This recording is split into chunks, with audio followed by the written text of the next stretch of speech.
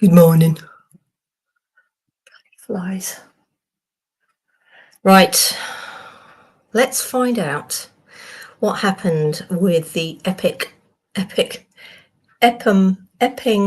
Forest District Council last night, because following on from a couple of the auditors online, they went on the march with the protesters down to the actual council building in Epping,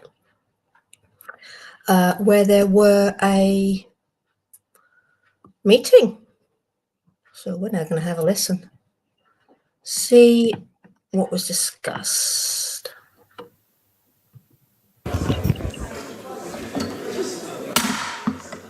Ladies and gentlemen, will you please be upstanding for your Chairman of Council, Councillor Louise Mead.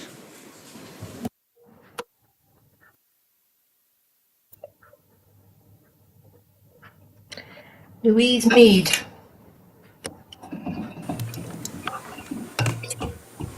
Good evening, councillors. Please be seated.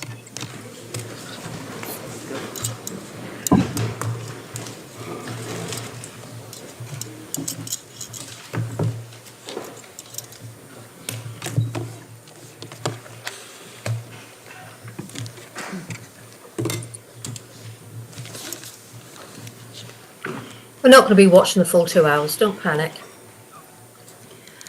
I would like to warmly welcome the members of the public who have joined us to observe the meeting from the public gallery this evening, along with those watching the webcast this evening. May I please respectfully ask that members of the public keep noise level to a minimum.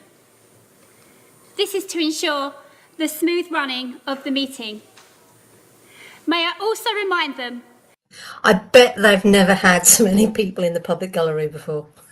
I bet you it's a full house. It's packed. That there will not be an opportunity to ask questions this evening, and that any attendees seen to be causing a disturbance will be removed from the public gallery. Be out. Thank you.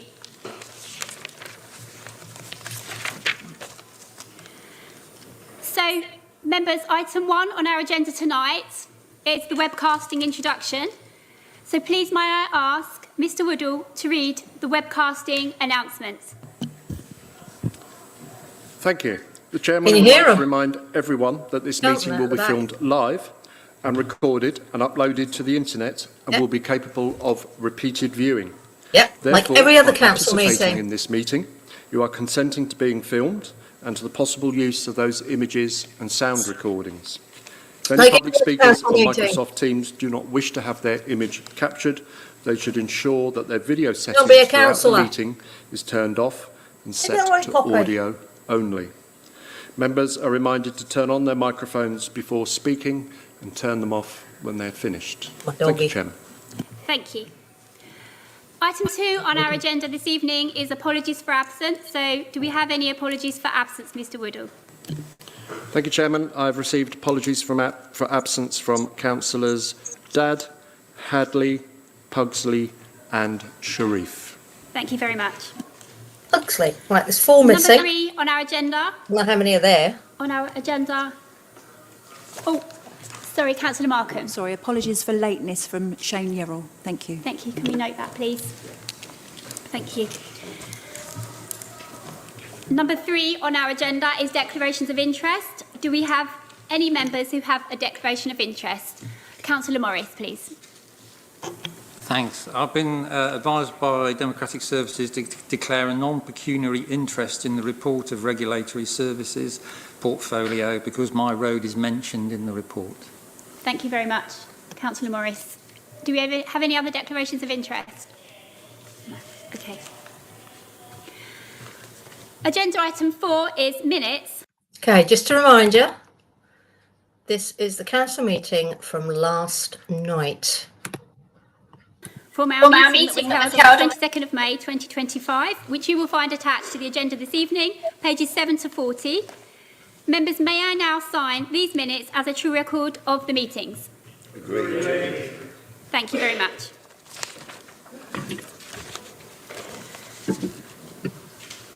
Now, members, it's been requested by the Leader of the Council, Councillor Chris Whitbread, that he would like to present his report, which is listed as item 9 earlier than as published in your agenda.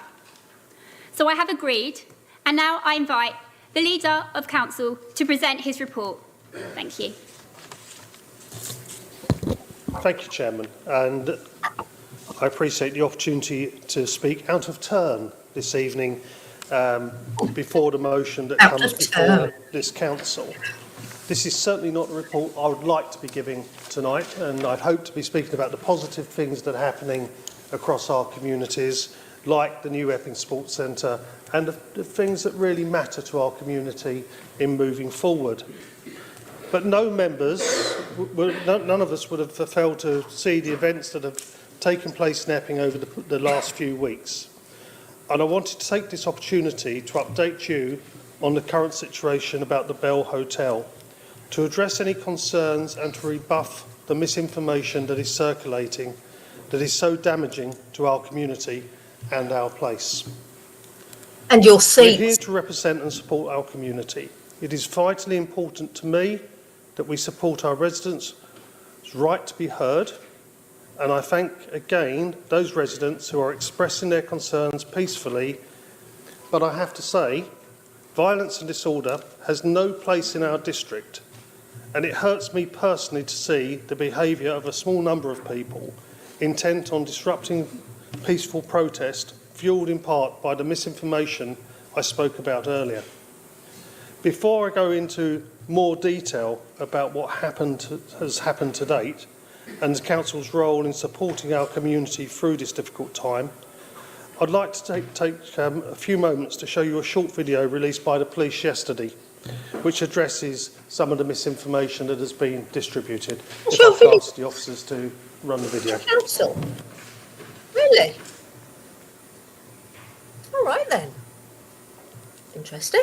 So, we've taken a look at what you're asking us on social media about how we're dealing with the incidents in Epping. There are a few things which I'd like to give you some more information on, and I hope this helps. Why are you allowing the protest to take place at all? Peaceful protest is a cornerstone of our democracy, and the police have a responsibility to help protect people who want to do this. We must always avoid doing anything that would unfairly stop or limit peaceful protests. I bet. How much do you want to bet? Because this is very cleverly done, because if there's any tyrants in District Council and they are unsure, let's put it that way, where the law is, this has very cleverly allowed them to all know about the law. This is enshrined in the Human Rights Act, which ensures people's voices are heard. We will always do our best to facilitate peaceful protest without fear or favour. There are police details in the crowd encouraging violence. No, we would categorically never do that. A police van ran over a protester during the disorder. There is a large amount of footage from Epping circulating on social media, which I'm sure many of you will have seen. One incident in particular shows a police van being driven by officers drafted in on mutual aid, clearly on blue lights, trying to move on from an area. We've reviewed legitimate and undoctored footage of that incident, and we're confident there are no issues. And in fact, we've had no complaints made to us regarding that incident. I saw that incident. Yeah. I didn't think there was much in it, to be honest with you. My pledge to everyone is that we will continue to review all footage available to us to ensure we are operating to our high standards. Absolutely. I would just urge anyone who is near an emergency service vehicle, which is clearly on blue lights, to please think twice about getting in front of it. The police are not impartial. We absolutely are impartial. We police across Essex without fear or favour, and under our ultimate aim is to protect all members of the public. And we have a duty to protect life and prevent crime, and will be proactive in our actions to...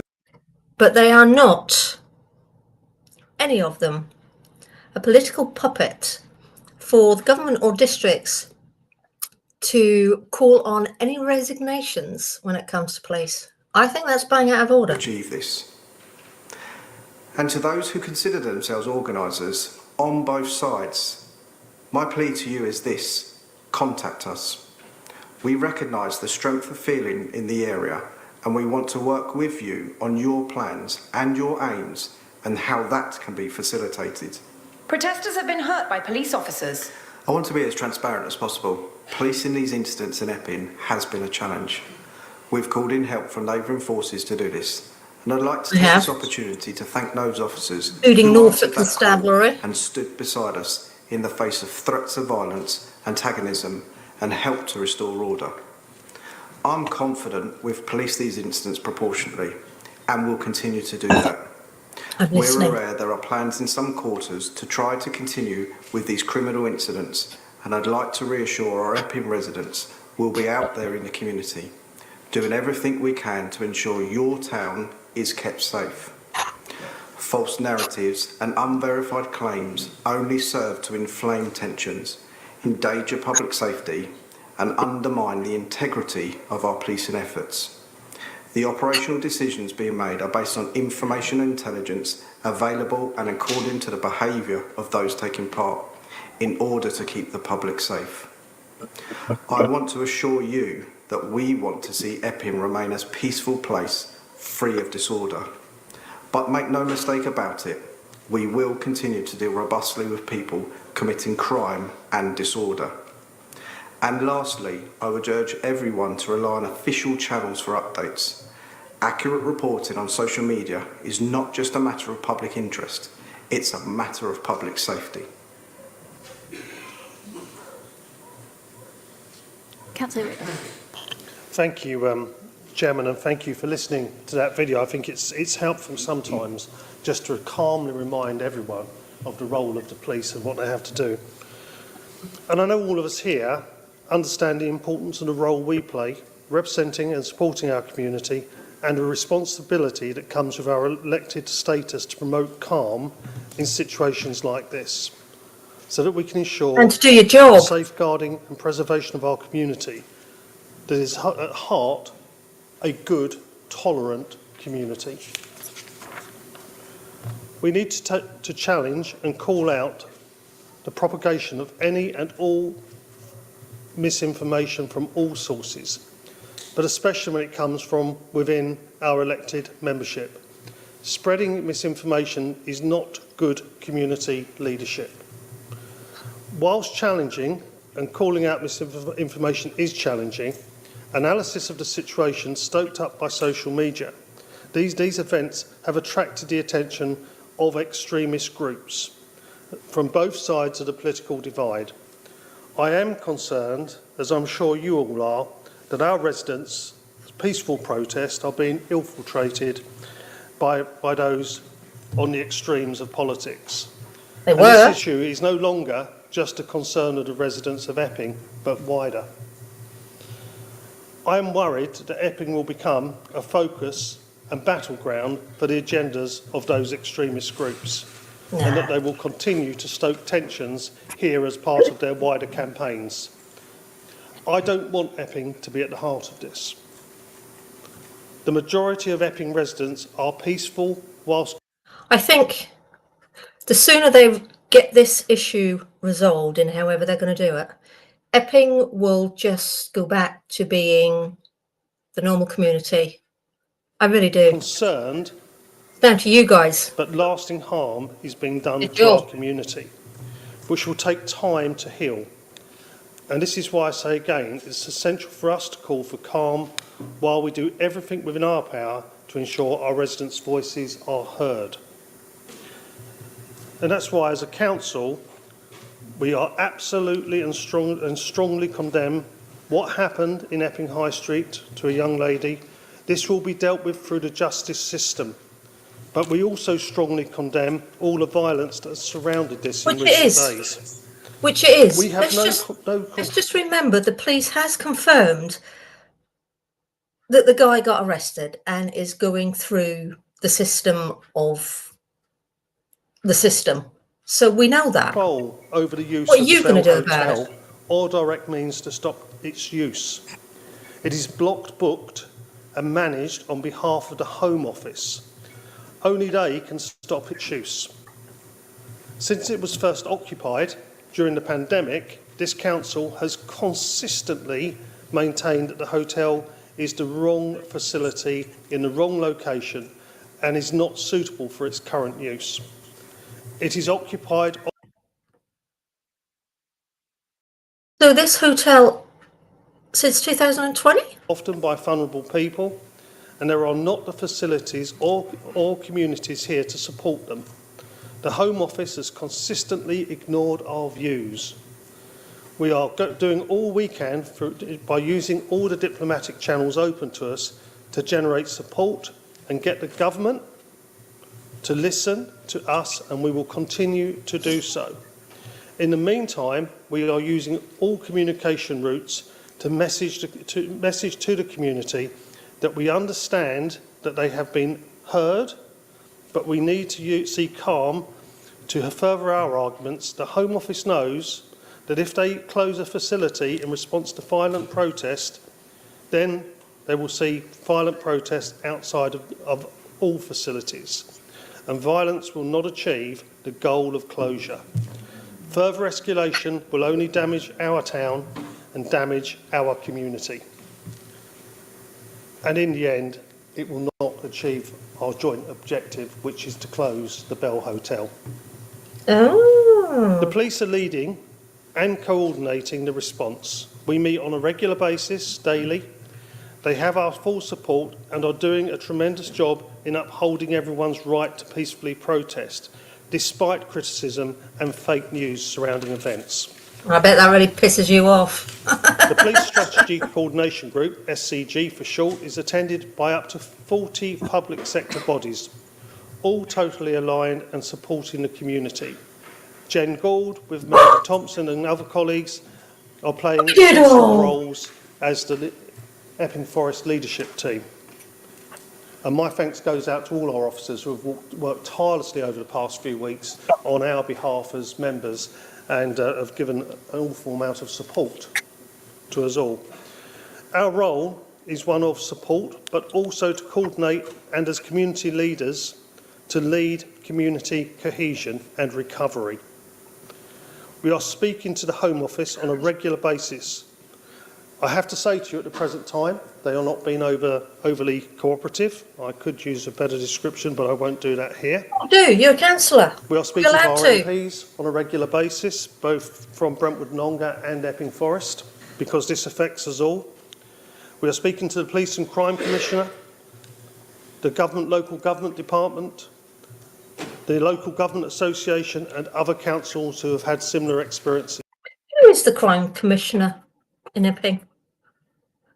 And have they done a day's work in the police force, or are they just somebody through council? I would be very interested in knowing that. And we are considering further options that may be available to us to bring this situation to a satisfactory conclusion. Members, all of us need to be a voice of truth and call out fake news. Don't incite trouble or spread stories. We all need to appeal for calm, and we need to use all the diplomatic channels open to us. I know members have been speaking to our MPs as well, pushing forward that agenda to get something done about this terrible situation that we find ourselves in. And we will continue to do that. And most of all, we will weather this storm, and we will support our community through it, and we will resolve the issues that we face presently. Thank you. Thank you, Councillor Whitbread. Before we go on to agenda item number 5, motions, I'd just like to ask Councillor Yerrell if he has any declarations of interest, because he arrived a bit later. Just check that, please. Yeah, I do, and I'd like to speak as well when I'm given the opportunity. I'm friends with the young girl's father. Right, okay. Ooh, okay. So you were able to speak on the motion. That would be okay if you want to. So 5 on our agenda is motions. So before we look at that. So I understand that tensions are high and many councillors may wish to speak on the motion this evening. I would request you maintain respectfulness, and I will not tolerate any rudeness. May I ask you to keep discussion within the realms of the motion, and note that if I feel you are not doing so, I may need to interject. May I remind you to speak as clearly as possible, and may I request that any amendments which go to a vote are written down for clarity and passed on to myself as the chairman. So, councillors, we have a revised motion before us tonight, you should all have in front of you, which you will find on the council supplementary agenda 2, put forward by Councillor Holly Whitbread.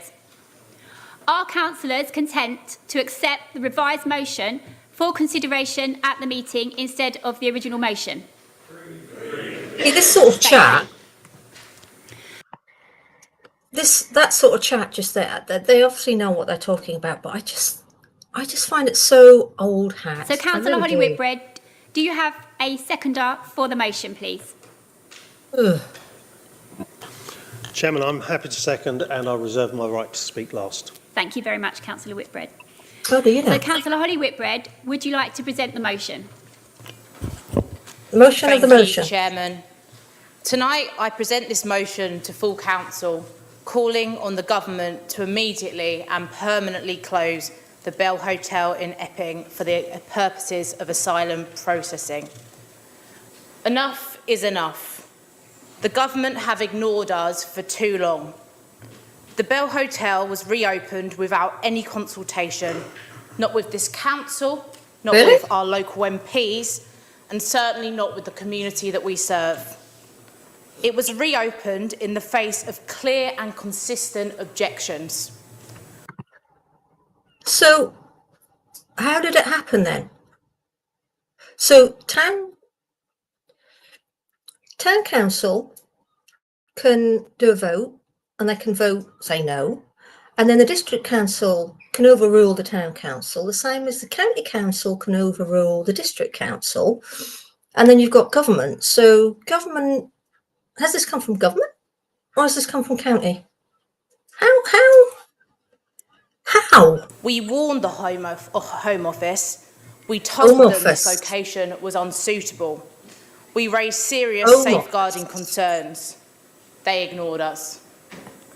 They didn't listen after a resident of the hotel was charged with arson. They didn't listen after the alleged sexual assault of a 14-year-old schoolgirl in broad daylight. They didn't listen after the recent protests that have left many local people feeling frightened and uneasy in their own home, which, although began peacefully, ended violently. And they are still not listening. It is my firm belief that the government is now treating our community with contempt. Contempt for local democracy, contempt for public safety, contempt for our town, which deserves better than this. As our community reaches boiling point, the government continues to ignore our calls to close the Bell Hotel. This is not only unacceptable, but it is deeply irresponsible. This motion has been carefully amended with consultation of members from across this chamber. Okay. So we can 100% believe that that is completely full with migrants. Is it from war-torn countries? Because, I mean, let's just remind ourselves there are 7 countries that have been bombed over the last 12 months, let alone the last 6 months in Europe. So with these guys, with this mass amount of guys living in this hotel, and there's been 2 incidences, 2.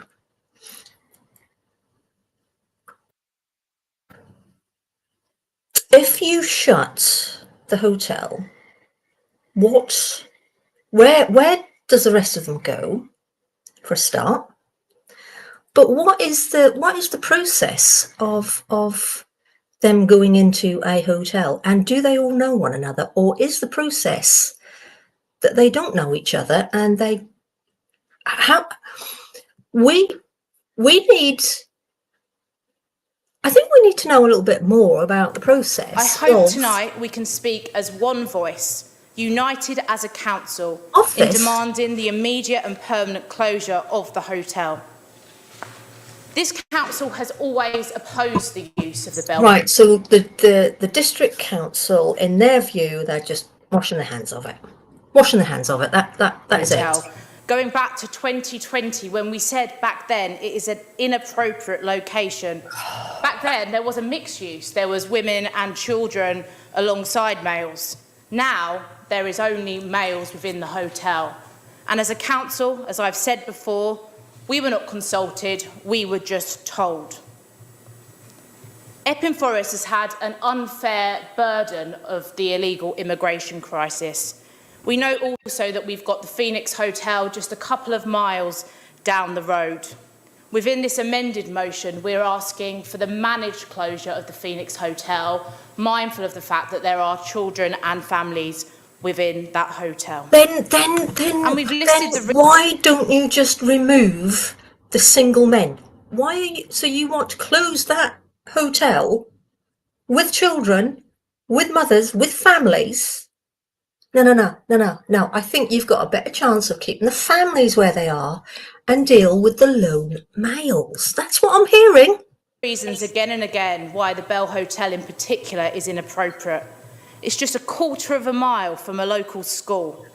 And we have no transparency over who is in that hotel. And that is why we are so concerned. And recent events have left local people feeling afraid. Many no longer feel safe in their own community. This is my hometown. I have lived in Epping my whole life. Never in my worst nightmares did I think we would see the situation that we've seen in recent days and weeks. Riot police in Tower Road, people afraid. Of course, we send our sympathy to the victims of the recent crimes and to everyone affected by this fear and disruption to our community. We would also like to thank the police for their professional response and also how swiftly they arrested the perpetrator of the crime. This motion also... I believe, if I remember correctly, I'm sure it was a police officer. The police responded and arrested the person in 2 hours. 2 hours. So is that a good response? Is that a good response time, 2 hours? This motion also calls on central government to recognise that their approach to illegal immigration is wrong. And this is not party political because my government got it wrong. The use of asylum hotels is not right. It's not right to have asylum hotels within the heart of the community. No. And it's especially not right that they do not consult us. We have no evidence of safeguarding and they fail to act when something goes wrong. Who does? Who fails to act? Epping, I missed that. Unfortunately, and I don't want has become the epicentre of national concern over asylum hotels. But this is bigger than us, and we do not want our town to become the focus of this. And we're being left to deal with the consequences of this broken system. So I am really pleading with the Home Office this evening. Please listen to us, do the responsible thing, and close this hotel once and for all. Believe me, I share residents' concerns, frustrations about the system that we have. So, right, so from that, they can vote no, but the Home Office can still overrule them from that phrase, is what I'm getting. So on the protests, I think it's really worth saying that everyone has a right to peacefully protest. And as I've said at the beginning of this speech, I support the calls to close the hotel, and I always have. What people don't have the right to do is to violently protest. And a really important component of this motion is calling on residents and councillors to responsibly express their objections in a democratic, constructive and peaceful way. I have spoken to so many people in Epping. I've been walking up and down the high street, talking to businesses, talking to local people, and they all say the same thing to me. We want the hotel to close. We do not want it there, but we do not want violence. We are not a violent community. We are a united community. And for people in this chamber who criticise councillors for not going on protests, frankly, they should hang their heads in shame. And if you want to ask me why I didn't go on the protest, I agree with the words to close the hotel, but I would never knowingly stand next to a neo-Nazi, which is what a member in this chamber did on Sunday. My granddad and my granddad's generation fought in a war against these people. And while it is right in a democracy, we call out the government, we call out when things have gone wrong. We should also call out with people with views which do not represent our community. These people do not talk for Britain. They're not British values. And there's a difference to what you say and to what you do. So, yeah, okay. And quite frankly, I think anyone who stands side by side with them should hang their heads in shame. It's disgraceful. But at the time, you think you're possibly doing it in good faith. It's afterwards when you find out afterwards who you're standing next to. So you can't... Okay, if this councillor was standing next to somebody, did they willingly know it at the time? Or did they not? We've got to keep that into account. You know, we can't just go around lynching people because of who they're standing next to now without realising it. Councillors, it's vital that we promote calm. We should not mislead the public, incite hate, or undermine our police force, who are doing the very best they can in impossible circumstances. Very well. So to conclude, I urge members to support this motion tonight. Let us speak with one voice and demand the immediate closure of the Bell Hotel. Let's do so diplomatically. Let's keep getting on at the Home Office. Let's keep encouraging people to sign the petition, over 9,000 signatures asking for the hotel to close. Let's put on pressure in every democratic means we possibly can. We get your frustrations. We are residents. We don't want the hotel there either. Then why don't you come up with a plan of what you propose needs to be done? You can't just say, close it. The issue might then leave your table. But where do these blokes go? And what's the answer? Has anybody got an answer? But we want calm, we want respect. Just on to the final line of this motion. We are calling for the hotel to close. Enough is enough. The government must listen. For the sake of my community, our community, it's time for the hotel to close. But let's all please reflect on our behaviour. Thank you, Chairman. Councillor Chris, would you like to speak now? Reserve your right to speak until after we've heard everyone from the chamber, please. Thank you, Chairman. Yes, if I could reserve my right. Thank you. So, members, we're now going to take a small amount of time to, if you put your hands up if you want to speak, so my Vice Chairman will take your names down and we'll just wait for him to take the names down so that we all know where we are and who wants to speak.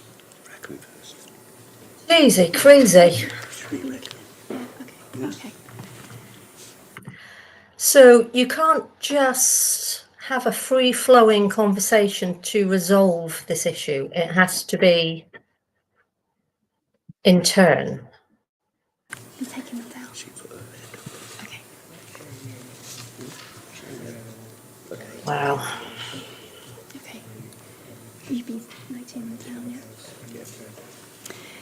Councillor Yerrill, would you like to speak?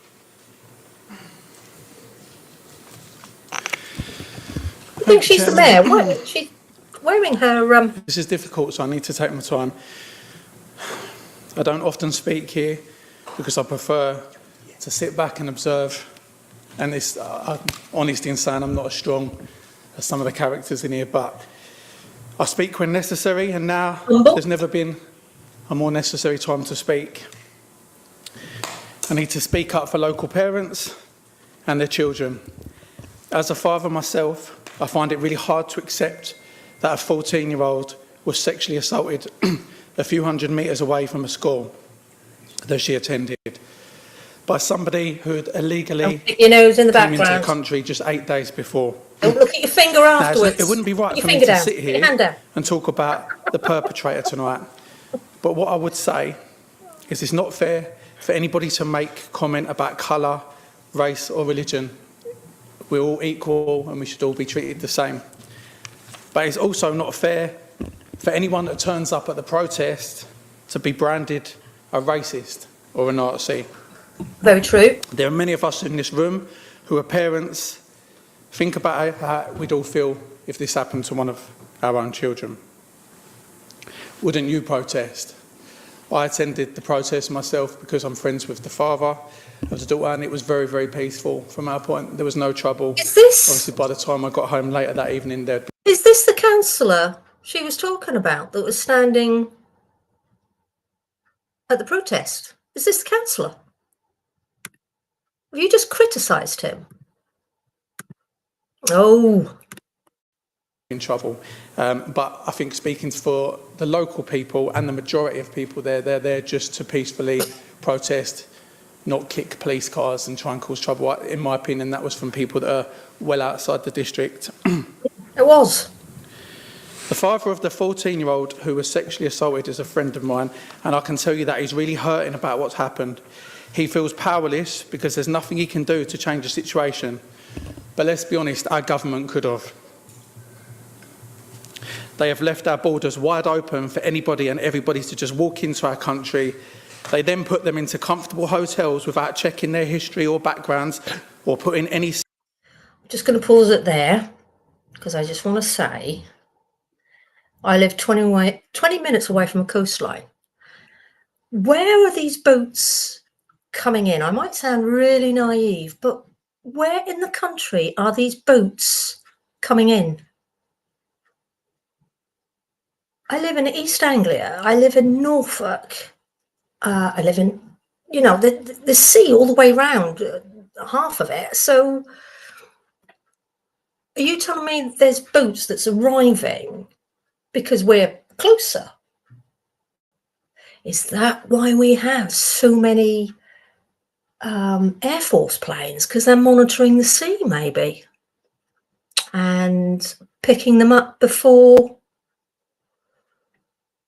they're actually reaching the coastline. I don't know. I don't understand. I don't see it. I just keep hearing this, and I'm very aware of how the news, how media like to use sound bites.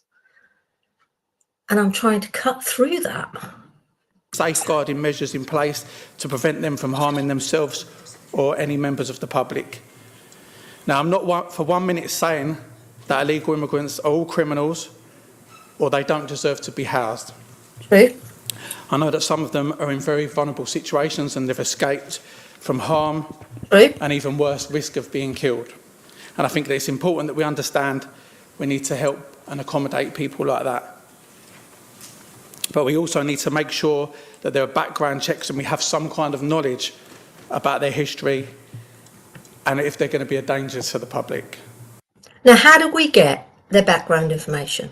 If they are coming from one of the 7 countries that are being bombed, are we relying that they're going to have their passport with them? Are we going to rely that they're going to have their police checks with them? And how do we find out this information? Because the country that they've come from probably is busy about other things because they are being bombed. And I've also been listening to the fact that, and it was from DJE Media, he was interviewing a guy that used to work at a migrant hotel, and he had quite useful insight, all reserved, but he had the insight of saying that even if you got them back on a plane and you took them back to their country, the chances are there isn't really a country to take them back to, because who in their right mind is going to fly that plane over and land it if there's a chance that they're going to be shot at, bombed? I don't know. So I can understand that as well. So let's just stop arming Israel. Can we please? On another note, I want to read a statistic which was published from HARP, which is HARP, which is a homeless charity in Essex. There are 3,898 people sleeping rough every night in England. There are 8,880 people in Essex that are homeless. Some of them fought for our country and put their life at risk in doing so. Now, as I said earlier, it's not about race, colour or religion, we're all equal. But how are we as a country putting illegal immigrants who we have no knowledge and no background on in comfortable hotels while leaving our own on the streets in the cold? Our government and the Home Office have let their own people down. They've let the people of Epping down, and they've let the parents of the young girl who was sexually assaulted down. People are protesting because they're worried. They feel like they're not being listened to. Even our leader of the council, Councillor Chris Whitbread, has been ignored several times as he's raised this issue with the Home. There is so many different groups on these peaceful protests that they're all saying the same thing. Stop the war. Don't get involved in it. Don't get involved with what is happening in Europe. But yet we need a better system that if it does happen to come our way, what systems have we got in place? We're just keeping Israel sweet. I mean, King Charles is now, isn't he? Yes. People have the right to protest as long as it's done with dignity and without violence. There's been incidents where people have been injured and damaged police cars and even assaulted police officers. Councillor Yarrow, you have another minute because you have up to 5 minutes, just to let you know. Yeah. There have been instances where people have assaulted people and attacked police cars. You see, this is what pisses me off is the time frame they have to discuss an important thing. This should now be, in theory, I mean, if they want to do, because in Norfolk, they're looking at doing devolution with, I think, 3 unitaries at the moment. I have no idea what that means just as yet, so I can't explain it to you. But I think it might be a good idea for this district council to carry on talking, not just limit it to 5 minutes within 2 hours of meeting time. This needs to be an ongoing discussion until there's resolvement. This is not protesting, this is silliness. I don't agree with any of that, and the message gets lost and the focus shifts away from the victim. On that note, I'd like to read a message from the young girl's father to show you exactly what he's like and his thoughts on the protest. Appropriate. Morning, Shane. I hope you're okay. Just a quick message to say thank you for checking in on me every day and just genuinely being there for us. Thanks for helping to raise awareness and for turning up to show support. My daughter is reading the lovely messages of support on the Just Giving, and it's making her smile again. You've known me for a long time, and you know I do not want or condone any of the violence that have taken place at the protest. That's not what we're about, and that's not what we're trying to achieve. It's only going to make things go the other way. I just want the hotel to be moved, not only off our streets, but away from making any other family feel how we are feeling right now. It's not fair that the government are putting our children and grandchildren at risk, even their own. I didn't think my little girl's story would be as big as it has become, but I'm loving the support from the community and the kind messages. It's helping her get through every day. Eventually, we will get her confidence back to the point where she's able to go out without feeling scared. Now, we've all been elected in here from the people of Epping Forest, and I feel like most of us are on the same page, but we need to take a minute to put ourselves in the family's position and how we'd feel and stand up for them. And if that means actually going to the Home Office ourselves or all of us writing an individual email, then so be it. We need to make sure that they feel like they're being listened to, because right now they're not from the government or the Home Office. Thank you, Councillor. Can you imagine the advertisement if a local bus company, arrived outside the district council, got all the councillors on board and drew to 10 Downing Street? Would 10 Downing Street turn them away, do you reckon? What do you think? If they actually had the balls to do that, it'd be great advertising for the local bus company. But it would also show that the councillors are going to 10 Downing Street and getting this sorted. That would be epic. Can you imagine that?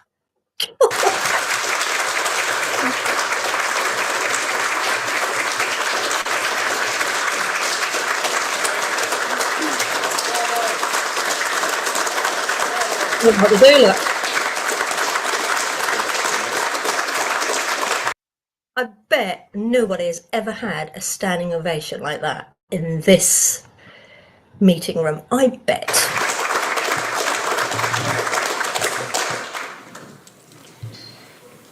Councillor Whitehouse, John Whitehouse, please. Thank you, Chairman. I want to start by saying something positive. 2 weeks ago, I was at Copt Hall, just outside Epping, as part of celebrations for the 30th anniversary of the Trust buying the house.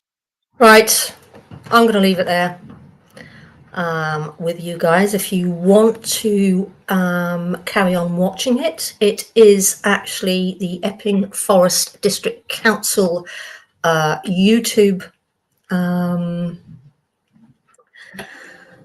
channel. So what we're up to, 34 minutes on there. So if you want to carry on watching and hearing what more is being said, by all means go over there and watch it. But I have enjoyed what I'm hearing. I just hope they got a bit of backbone, and I hope this is being heard. And also it's going to be interesting if these two hotels do close down, especially the other one that she mentioned that's got families in it. Watch this space, and hopefully there's still going to be live streamers at these two locations to maybe find out. So that would be an interesting thing to see, to carry on watching this live narrative without anybody's interjections of racism, all that shit. So anyway, I'm going to leave you for now until the next time. Like and subscribe, and I'll catch you later.